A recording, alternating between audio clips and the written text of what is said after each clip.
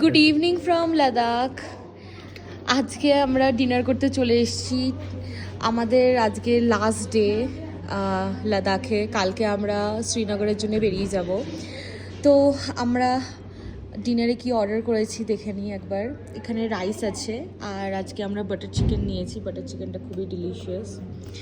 আর সাথে mix veg নিয়েছি because আমাদের লাস্ট 2-3 সপ্তাহ ধরে খালি চিকেন মাটন এইসবই খাওয়া হচ্ছে, ভেজিটেবলস খাওয়া হচ্ছিল না। সো ফাইবারটা খাওয়া খুবই দরকার শরীরের জন্য। সো আর সাথে salad. So this is our last day, basically last night in Ladakh. কালকেই আমরা বেরিয়ে যাব শ্রীনগর।